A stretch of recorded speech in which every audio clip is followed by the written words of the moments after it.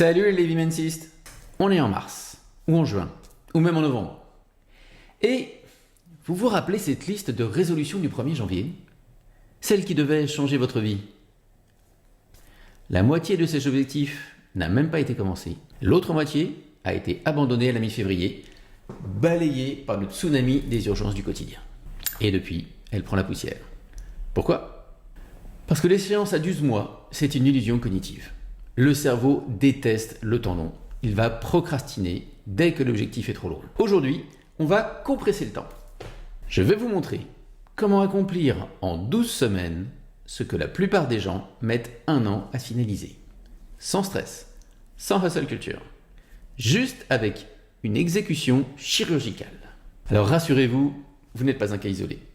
C'est le lot de 90% des professionnels. Chaque année, on répète la même hallucination collective. On s'achète un bel agenda, tout neuf, on écrit nos objectifs sur 12 mois, on se sent hyper productif pendant 48 heures, et ensuite, le réel reprend ses droits, les emails tombent, les réunions s'enchaînent, et notre grand plan annuel finit en décoration de bureau. Laissez-moi vous dire les choses frontalement. La planification annuelle, c'est un piège biologique. Dans cette vidéo, nous allons pulvériser l'illusion du 1er janvier. Je vais vous expliquer pourquoi votre cerveau sature sur un horizon de 12 mois et comment compresser votre horizon temporel sur 12 semaines. Non seulement ça va décupler votre exécution, mais surtout, ça va faire chuter drastiquement votre charge mentale. On va parler du super cycle Lévy-Mensa. Mais avant la théorie, le quick win du jour. Le protocole pour arrêter de rêver et commencer à exécuter. Prenez votre plus grand objectif de l'année. Celui qui vous fait un peu peur là. Maintenant, posez-vous une seule question. Si je devais accomplir 80% de cet objectif d'ici vendredi prochain, ou perdre mon job, quelle serait mon unique action aujourd'hui? Vous voyez cette sensation d'urgence? Cette clarté foudroyante soudaine qui vient d'éliminer toutes les tâches secondaires? Gardez-la. C'est exactement ce que nous allons systématiser. C'est fait? Allez, on plonge. Pendant plus de 10 ans, j'ai parcouru le monde pour enseigner les standards internationaux de l'organisation et de la productivité. J'ai accompagné des comités de direction entiers, comme vous le savez, et le rituel était toujours le même, la grand-messe de la planification annuelle. On définissait des visions à 1, 3, 5 ans.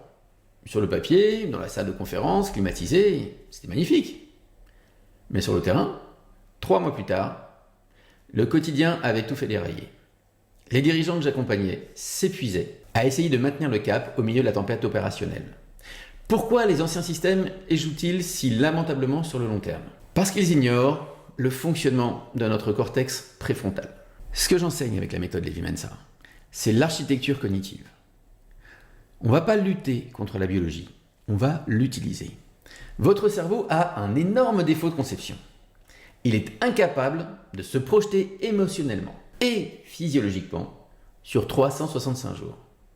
1 an, neurologiquement parlant, c'est juste l'infini.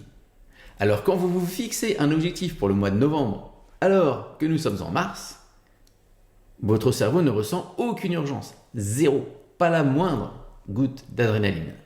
Et quand il n'y a pas d'urgence, la loi de Parkinson s'applique de manière impitoyable. Une tâche va s'étirer pour remplir tout le temps qui lui est alloué. La planification annuelle, c'est rien d'autre qu'une forme très sophistiquée de procrastination déguisée. Vous ressentez le frisson de la dopamine en écrivant l'objectif, ce qui vous donne l'illusion de l'accomplissement. Mais vous vous donnez l'autorisation physiologique de ne rien faire aujourd'hui. Ah oui, puisque l'échéance est lointaine. La solution, elle s'inspire d'un concept redoutable appelé le travail en 12 semaines. Chez Lévy-Mensa, on a pris ce concept d'exécution pure et puis on l'a passé au filtre de la neuroergonomie pour en faire un espèce de super cycle. Si vous suivez cette chaîne, vous savez que Lévy-Mensa repose sur la gestion des rythmes. Nous gérons vos microcycles avec l'adénosine et les chronotypes. Nous gérons vos cycles quotidiens avec les routines du matin et du soir. Il nous manquait un rythme macro que je n'avais pas encore explicité jusqu'ici, le rythme de la direction de vie. L'année des 12 semaines version Lévy-Mensa, c'est justement ce macro-cycle. C'est l'idée d'une simplicité radicale Votre année ne dure plus 12 mois, elle dure 12 semaines. Le 1er janvier est au début du trimestre et le 31 décembre est à la fin du trimestre. Pourquoi est-ce que cette compression temporelle, elle est magique pour notre charge mentale? Parce qu'elle crée ce qu'on va appeler une espèce de physiologie de l'urgence, mais une physiologie de l'urgence saine. Quand votre date butoir n'est plus dans 9 mois, mais dans 9 semaines, la réalité de l'exécution vous frappe de plein fouet. La ligne d'arrivée, elle devient visible.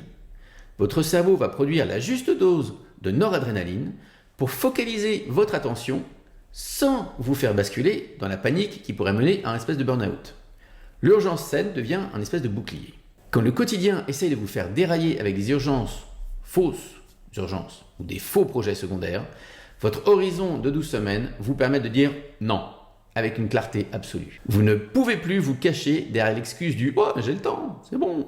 Et ça m'amène à la vérité qui fâche de cette vidéo. Si vous continuez à faire des roadmaps annuels sur de magnifiques tableaux Excel remplis de codes couleurs, en pensant que vous maîtrisez votre futur, vous hallucinez. Vous êtes en train de faire de la fiction, de la poésie d'entreprise. Le monde va trop vite. Votre marché change, vos priorités changent, votre niveau d'énergie change. Planifier en détail au-delà de 3 mois, c'est consommer une énergie cognitive monstrueuse pour organiser un futur qui n'existera pas. Arrêtez de rassurer votre ego avec des plans annuels. Acceptez le chaos et réduisez votre fenêtre de tir à 12 semaines. Mais attention, c'est ici que Levi-Mensa se sépare radicalement de la hustle culture traditionnelle. Si vous sprintez par bloc de 12 semaines toute l'année, sans arrêt, vous allez exploser en vol. Le moteur va fondre. C'est pour ça que j'ai intégré un concept non négociable dans les protocoles. La semaine 13. La 13e semaine du cycle, ce n'est pas une semaine de travail, c'est une semaine de repos stratégique, d'audit et de célébration. Pendant cette semaine, on ne lance aucun nouveau projet. On clôture l'ancien cycle. On nettoie son système et surtout, on laisse son cerveau respirer. On réactive ce fameux réseau du mode par défaut dont je vous avais parlé dans une précédente vidéo. La semaine 13, c'est la clé de voûte de votre écologie personnelle. C'est ce qui va vous permettre d'enchaîner ces super cycles sur des années sans jamais ressentir l'usure toxique de la productivité classique. Vous devenez inarrêtable précisément parce que vous vous autorisez à vous arrêter. Voilà, la théorie est posée, mais vous me connaissez, je ne suis pas là pour faire de la philosophie. Je veux que vous l'appliquiez. Comment on traduit cette urgence saine et ces 12 semaines dans notre système d'organisation quotidien de manière concrète? Comment on construit ce plan de bataille sans y passer des heures? Eh bien, c'est ce qu'on va voir tout de suite. Je passe sur mon écran et on va construire ce protocole ensemble. On va utiliser la cartographie de résultats pour caler ça sur 12 semaines. Alors, avec le super cycle de 12 semaines, l'idée, c'est pas de travailler 4 fois plus dur, c'est de maintenir une tension saine sur nos priorités. Le problème, c'est que la plupart des gens qui tentent l'année des 12 semaines finissent par créer une usine à gaz qui multiplie leur charge mentale par 10. On va voir comment on peut implémenter ce système en restant fidèle à la philosophie Levi-Mensa, qui est l'outil est l'esclave, la méthode est le maître. Donc dans la méthode, si vous vous rappelez, on ne parle pas d'objectifs vagues, mais de résultats souhaités. Et un résultat est atteint quand on peut dire c'est terminé parce que quoi? Du coup, pour compresser votre année, vous n'allez choisir que 3 résultats majeurs, pas un de plus. Chaque cycle de 12 semaines, seulement 3 objectifs. Et je vais vous montrer une structure, par exemple dans Notion, pour la clarté. Et puis je vais vous montrer aussi dans Todoist, pour l'exécution concrète, parce que pas mal de gens utilisent Todoist. Et puis comme vous le savez, c'est mon outil principal. Mais avant ça, on va regarder comment on peut attaquer une cartographie de résultats. Parce que finalement, ça va être un peu le point de départ de notre méthode. Ce que je vais vous montrer là, c'est une partie de ce que les gens voient dans le cercle. Vous savez, le cercle, c'est cette communauté privée que j'ai créée, où justement chaque Levi-Mensiste vient avec son système et où je l'accompagne vers l'atteinte d'objectifs. Le prérequis, c'est que le système Levi-Mensa soit déjà bien en place. Parce que sinon, avec ce que je vais vous montrer là, vous allez juste vous déborder tout seul. C'est pas le but du jeu. Donc si jamais ça vous intéresse, n'hésitez pas à regarder dans la description, vous aurez tous les liens pour en savoir plus sur le cercle. Je reviens à ma cartographie de résultats. On va regarder dans Miro Dans Miro, je vais vous montrer donc la cartographie résultat telle qu'on l'a fait dans le cercle, et je prends un exemple fictif qui est par exemple de participer à un salon. Quelqu'un qui voudrait participer à un salon pour pourquoi c'est la première question qu'on va se poser. Donc le but, la première question de la cartographie de résultats, c'est de définir un but. Donc le but premier, évidemment, c'est de monter le chiffre d'affaires, faire connaître le produit ou le service, et puis développer un réseau de prescripteurs. On pourrait dire que c'est ça auquel je pensais, mais finalement, ça me sert à quoi de faire ça ? Ça me sert in fine à fonctionner par recommandation, à ne plus avoir besoin de faire de chasse et avoir une reconnaissance de marque, par exemple, de mon produit ou de mon service. Pourquoi pas international, si c'est un salon international. Vous voyez, c'est-à-dire qu'on va prendre le premier résultat et puis on va aller pousser un peu plus loin. J'avais déjà expliqué dans une autre vidéo comment on fait de la gestion de projet façon les Imensa comme ça. On va pousser un peu plus loin pour avoir un résultat qui est un petit peu plus profond, d'accord, qui en général est plus motivant et qui est plus exact aussi avec ce que j'essaye vraiment de faire. Ensuite, on va se donner des règles. Les règles, c'est vraiment les lignes dures qu'il ne faut pas franchir.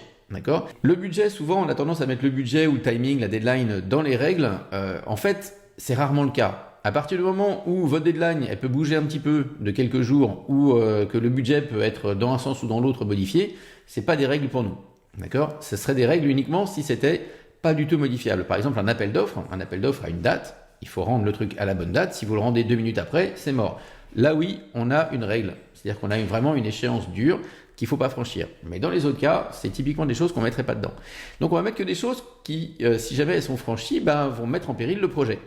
Et donc là, je peux décider de participer à un salon, mais seulement si je peux faire et une conférence et un atelier. Ce que j'ai mis ici. C'est-à-dire que si jamais les gens me disent, écoutez, oui, la conférence c'est possible, mais l'atelier, on n'a plus de place, tant pis, je ne fais pas le salon. Et inversement. Ou alors, si jamais, même la conférence, j'aurais pu dire que si la conférence, ils me disent, c'est bien, mais c'est le dernier jour à 5h quand tout le monde est parti, m'intéresse pas non plus. Je fais pas le projet. Vous voyez, donc c'est vraiment des choses qui, si jamais elles sont en frein, on fait pas le projet. Et ensuite, on va s'intéresser au succès spectaculaire. Donc, le succès spectaculaire, c'est déjà définir ce que c'est que le succès. Donc, en l'occurrence, on pourrait dire, j'ai une centaine de leads de prescription, j'ai 3 rendez-vous que j'ai pris sur le salon, la conférence, elle est remplie, et puis l'atelier, il est plein. Et après, je vais aller chercher le spectaculaire, c'est-à-dire que sur du chiffre, je peux faire 2x2 par exemple, et je peux décider sur du quali de préciser un peu ce que ça veut dire. La conférence est quasiment remplie, là, carrément, on refuse du monde. Voilà. Et puis, l'atelier, il est plein. Non seulement l'atelier, il est plein quand c'est spectaculaire, mais je gêne dans les allées. Voilà. Donc, je vais aller toujours pousser un petit peu plus loin pour me donner quelque chose de spectaculaire qui est souvent plus motivant.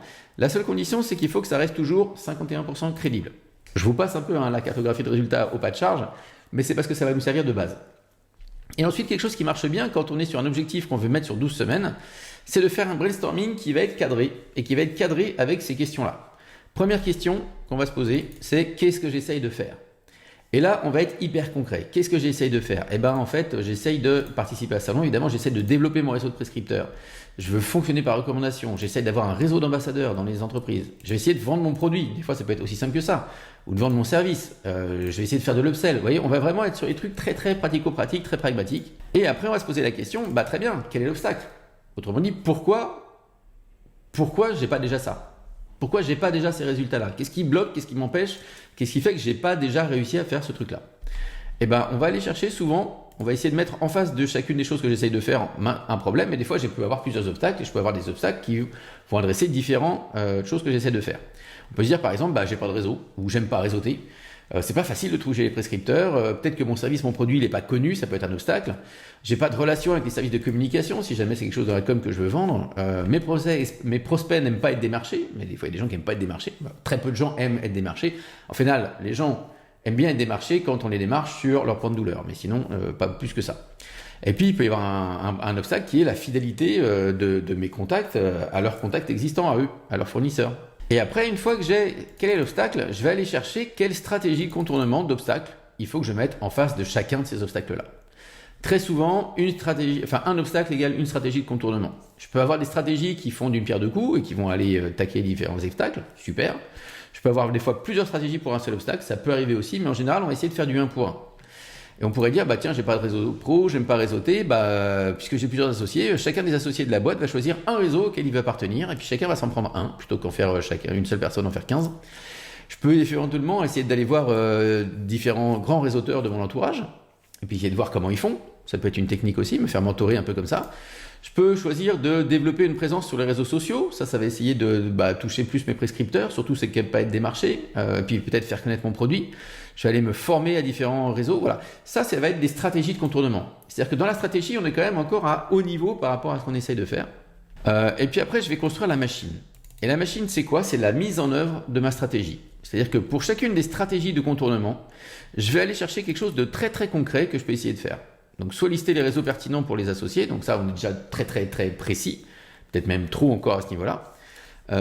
Mais l'idée c'est vraiment d'essayer d'être vraiment sur une machine. Après, une fois que j'aurai mes différentes actions, alors je peux en avoir vraiment beaucoup sur des projets d'ici 12 semaines, même si je prends un projet à 1 an d'ailleurs, ça peut faire encore plus, je vais aller choisir ma priorité, c'est-à-dire quel truc je vais mettre en premier, quelles ressources je vais y allouer, d'accord, à l'ensemble de tout ça, c'est-à-dire des ressources humaines, financières, en temps. Je peux décider, si je voulais faire par exemple de la pub, de l'AdSearch, combien je vais mettre par semaine ou par mois dans l'AdSearch, combien de personnes je vais mettre sur chacune des stratégies de contournement, etc.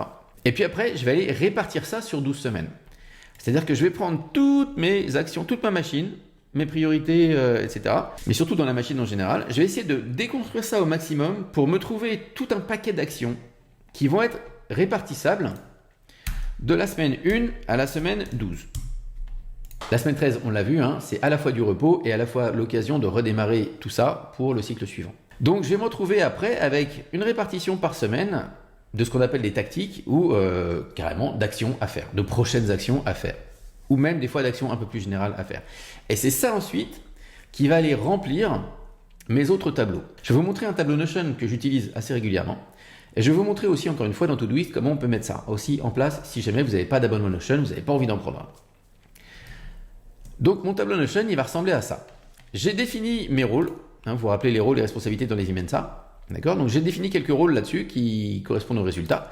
J'ai défini certains résultats pour le cycle. Donc, vous voyez que moi, il se trouve que maintenant, mes cycles correspondent à des trimestres, mais pendant longtemps, ce n'était pas le cas. Et donc là, j'ai choisi 3 projets. Il se trouve que j'ai pris un projet professionnel business qui est que les campagnes Google Ads sont optimisées. Comme je me suis remis, grâce à ces techniques des 12 semaines et à l'Evimensa, j'ai beaucoup plus de temps libre. Je me suis remis donc à des projets qui me tiennent à cœur. J'ai recommencé un roman. Donc là, je veux qu'à la fin de ces 12 semaines, l'acte 1 de mon roman soit rédigé et verrouillé. Qu'il ne me reste plus que les actes 2 et 3. Et puis, comme je me suis remis à la musique aussi, au départ, je m'étais dit, tiens, je vais faire une seule chanson sur les 12 semaines. Il se trouve que cette chanson, je l'ai terminée en cours de route, donc j'ai été plus loin sur cet objectif-là. Je l'ai rallongé, et là, j'ai carrément un EP de 3 titres et soumis à 10 pros que j'ai ciblés. Ça, c'est mes 3 objectifs sur lesquels je travaille pour ce premier trimestre 2026, pour ces premiers cycles de 12 semaines. J'essaie d'éviter de parler trimestre, parce que trimestre, ça colle beaucoup à l'année et je ne voudrais pas que vous soyez obligé d'attendre le prochain trimestre pour démarrer un cycle de 12 semaines. En vrai, vous pouvez démarrer vos 12 semaines n'importe quand. Et ensuite, j'avais ma répartition d'actions, vous voyez, semaine après semaine, dans ce tableau Notion. Et on voit que semaine 1, j'avais mis un certain nombre d'actions, etc. Donc là, c'est le nombre d'actions qu'il y a dedans. Il se trouve que parfois, quand j'avais pas réussi à faire une action d'une semaine, des fois, je peux la décaler à la semaine suivante, ce qui explique que c'est pas forcément ça qu'il y avait au départ en termes de nombre de prochaines actions. Mais voilà, on voit si je prends la semaine 2, par exemple, j'avais une formation flash à faire avec tout sur les campagnes de pub. Il fallait que je demande à une amie si c'était possible de faire de la prise de son à un certain endroit. Lister des profils d'interprètes potentiels, lister une dramatique, etc. Parce que mon roman se passe à plusieurs époques, donc j'ai une époque en 1932 et une époque en 2025. Et puis j'ai la beat sheet, c'est-à-dire le chemin de fer du roman que je devais faire à ce moment-là parce qu'il n'était pas fait. Ok. Donc voilà, chaque semaine, j'ai différentes actions comme ça. Et puis dans ce tableau Notion, là, comme on voit, je peux... Alors, il ne me laisse pas aller jusqu'en bas, mais je peux... c'est bizarre. Attends, je vais réduire un peu ici.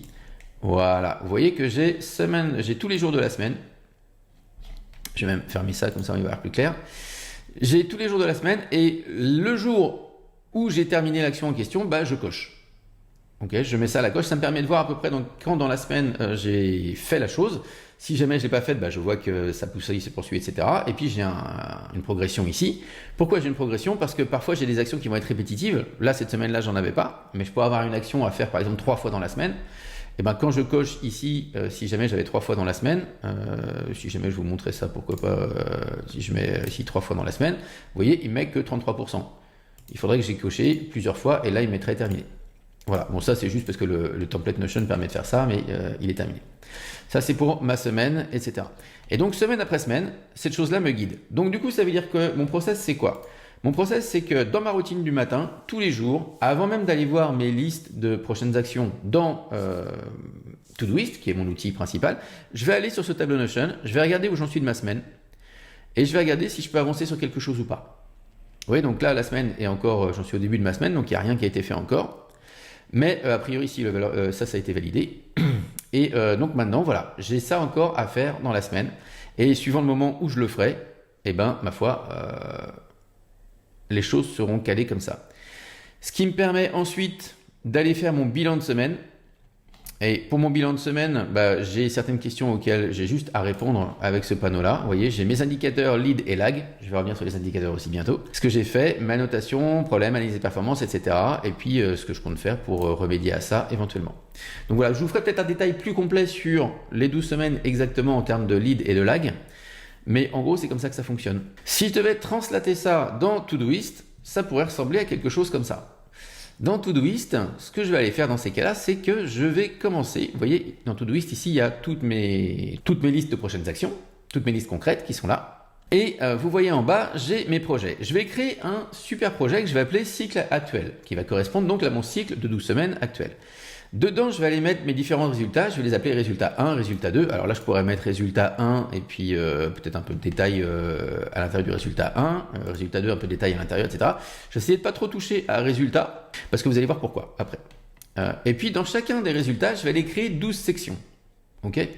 Et donc, vous aurez bien compris que toutes mes tâches de ma cartographie de résultats, je vais aller ensuite les mettre dans une des sessions. Donc la semaine 1, j'irai mettre toutes les tâches que je veux faire dans la semaine 1, etc., dans la semaine 2, etc., etc. Comme ça, à la fin, chacune de mes semaines a un certain nombre de tâches dédiées à ce résultat-là. Je vais aller créer mes indicateurs lead et lag. Donc les indicateurs lead et lag, les indicateurs lead sont des indicateurs d'activité et les indicateurs lag sont des indicateurs de résultats. Et il faut que je définisse ça pour chacun des résultats à atteindre. Ce qui ne se mesure pas ne peut pas s'améliorer. Donc il faut qu'à chaque fois, j'ai un moyen de mesurer mon efficacité dans la semaine. Ce qu'on va faire, c'est qu'on va se créer donc du coup un projet qui s'appelle résultat lead lag et je vais juste mettre en tâche chacun de mes résultats et je vais les mettre en tâches récurrentes qui reviennent tous les dimanches puisque c'est le dimanche que je vais faire mon bilan à la fin de la semaine. Moi, je fais ça les dimanches parce que vous voyez que j'ai des objectifs qui sont des objectifs personnels parmi mes objectifs parmi mes objectifs des 12 semaines. Mais sinon, la plupart des gens qui vont mettre des objectifs uniquement professionnels vont très bien se mettre ça au vendredi. D'accord ? Donc, j'ai une tâche récurrente. Et ce que je vais faire, c'est que je vais mettre ici dans les commentaires mon activité lead. Donc, en gros, là, je vais mettre mes différents indicateurs lead. Par exemple, si j'étais commercial, je pourrais avoir le nombre d'appels passés. Nombre d'appels passés dans la semaine, vous voyez, qui vont être extraits de ce que j'ai fait dans la semaine. Et puis en lag, ce que ça a donné, c'est nombre de rendez-vous calés. Je pourrais avoir nombre de vies effectuées, je pourrais avoir nombre de vies envoyées, je pourrais mettre encore plus précis. Oui. C'est-à-dire qu'il y en a un, c'est mon activité, et l'autre, c'est le résultat de l'activité. C'est hyper important que j'ai à la fois du lead et du lag. Il faut absolument du lag parce que ça me permet de mesurer le résultat de nos actions, et il faut absolument du lead parce que ça va me motiver et ça va me donner un nombre d'actions précis à faire qui vont me permettre d'avancer vers mon objectif. En gros, si chaque semaine, vous êtes à peu près à 80% d'attente, vous voyez ici, ça me mesure en gros à 80%, en gros, vous êtes à peu près sûr d'atteindre chacun de vos objectifs. Je reviens sur Todoist. Todoist ne peut pas nous montrer un degré de pourcentage comme ça, ou alors, s'il peut, je ne sais pas faire. Donc voilà, donc ça va être ma préparation. Un sur-projet avec à l'intérieur des sous-projets et dont un projet de lead lag. Ce qui va se passer ensuite, c'est que je vais aller créer ici un filtre. Ce qui m'intéresse surtout, c'est le filtre, il est là, du S8. Là, c'est pour la semaine 8, par exemple. C'est le fil que j'aurai pour la semaine. C'est-à-dire qu'en fait, ce que je vais faire, c'est dans Todoist, une fois que j'ai rempli tous mes projets avec toutes mes actions dans chacune des sections, je vais me créer un filtre qui est le suivant. Je vais lui dire, je veux qu'il me donne dans tous les projets qui s'appellent résultats. C'est pour ça qu'il y a le petit astérisque ici. Si je mets l'astérisque avec ça, donc le dièse, c'est pour lui dire, je veux que tu cherches tous les résultats. Alors, je veux que tu cherches dans tous mes projets au centre de Todoist, ceux qui s'appellent résultats étoile. Et ça veut dire que tout ce qui s'appelle résultat plus n'importe quoi derrière, il va les prendre en compte. Ok ? Et je lui dis, tu ajoutes à ça tout ce qui se trouve dans la section 8 de chacun de ces projets-là. Ok ? Donc, démonstration. Si je retourne dans mes projets ici et que je vais lui mettre une tâche dans la session 8, action test, hop, donc ça je mets sur le S1, si je lui mets, hop, action test, je vais retrouver ici, hop, action test 2, plouf, donc j'ai ajouté une tâche, ok. Si maintenant je retourne dans mon S8, on voit bien que j'ai deux actions. J'ai mon action test et mon action test 1 et on voit que si je veux, j'ai à quel résultat elles appartiennent. Si jamais 1 et 2 marchent pas plus que ça pour moi, parce que je trouve que c'est pas hyper sexe, tout ça, j'ai envie d'un truc plus précis. On voit que ça marche aussi, d'accord? À partir du moment où ça s'appelle résultat, j'ai le résultat ici qui est nommé, d'accord? Donc je ne suis pas obligé de garder résultat 1, résultat 2, je peux mettre n'importe quoi derrière résultat. Ça veut dire que vous pouvez mettre n'importe quel tag finalement. On peut être encore plus simple, on pourrait se mettre juste res, enfin bref. Vous faites ce que vous voulez. Ok, donc maintenant la mécanique elle est toute simple. Le matin, quand je commence à bosser, je regarde mon calendrier. Éventuellement, si j'ai envie, je fais ma petite transformation pour transformer tout ce qui est arrivé par mail en prochaine action. Et ensuite, je prends mes listes et je commence toujours par la liste de la semaine en cours. Et je regarde ce qu'il y a à faire. Et ma prio des prios, c'est toujours ça. D'accord? Je regarde là-dedans. Donc je suis d'accord que là, ça tord un petit peu l'idée des listes concrètes. Mais au moins, ça me met en tête le truc, attention, cette semaine, il faut que tu fasses ça. Et ça veut dire que si c'est là, c'est que c'est pas encore fait. D'accord? Et une fois que tout ça est vidé, bah, du coup, je peux aller me promener dans toutes mes autres listes concrètes de prochaines actions. D'accord? Mais ça veut aussi dire que si jamais je tombe action 1, action 2, on est lundi et je vois que je ne peux pas les faire, ok, pas grave. Je vais quand même aller voir mes autres actions et je vais continuer mes autres listes et je vais continuer à faire ce que j'ai à faire. Mais régulièrement, je vais toujours retourner sur celle-là jusqu'au moment où elles soient vides. Elles doivent toujours être vides à la fin de la semaine. Voilà donc comment on envoie ça dans Todoist. Si je veux le faire dans Notion, je m'ajoute ma nouvelle page. D'accord? Je vais dire, bah tiens, c'est bilan de semaine 10. Hop. Et il va me sortir ce que j'avais pré-rempli. Donc je peux remplir à ces questions-là. Moi, je trouve que ces questions-là sont un peu vagues, donc je ne suis pas fan de ça. Des fois, je les enlève, tout simplement. Je mets à jour mes indicateurs. OK. Et ensuite, je vais mettre ma notation. Je vais commenter, en fait, mes réponses d'indicateurs. Je vais mentionner les risques et les problèmes, lacunes à traiter si jamais ça ne bouge pas. Analyser mes performances et m'engager pour la semaine qui suit. OK. Et puis, je me mets un rappel des indicateurs en dessous. Parce que des fois, j'ai besoin de savoir qu'est-ce que je voulais dire déjà, cet indicateur, c'était quoi. D'accord? Donc, au cas où, j'ai ça en dessous. Et je vais faire ça tous les dimanches pour chacun de mes résultats. J'ai juste à retourner là-dedans et me dire, ok, ma liste d'actions, où est-ce que j'en suis, ça a été fait, ça n'a pas été fait, tout ça. Et donc, c'est comme ça que je fais mon bilan qui me permet de mettre à jour la semaine suivante. Si j'ai tout fait, c'est super. Si j'ai pas tout fait, des fois, tant pis, c'est pas grave. Et je peux toujours passer une action de la semaine précédente à la semaine suivante pour m'assurer de pouvoir la faire ensuite. Si je suis dans Todoist, on va aller dans le projet Lead Lag ici et on va utiliser donc ces tâches récurrentes. Je vais mettre mon nom d'appel passé, mon truc, et ce que je vais faire, c'est que je vais commenter ici. C'est-à-dire que là, je vais aller mettre voici ce qui s'est passé, blablabla, blablabla, etc., etc. Je vais commenter, je pourrais mettre la même chose que j'ai mis dans le Notion de là-bas. Pourquoi je fais ça? Parce que en fait, le commentaire va rester avec la tâche récurrente. Quand je vais cocher cette tâche, il va me la sortir le dimanche prochain et il me la sortira avec le commentaire que j'ai mis aujourd'hui. Et donc, j'irai mettre en dessous de nouveau ce que j'ai fait, mais cette fois-ci, mon commentaire pour la semaine 2. Donc ça, c'est assez sympa parce que ça me permet d'avoir d'un coup d'œil finalement ma progression sur chacun des objectifs au fil des différentes semaines. Quand arrive la semaine 13, je vous dis, c'est un moment où je vais prendre du recul sur les choses. Je vais pouvoir revoir beaucoup plus facilement tout ce que j'ai fait de toutes les semaines.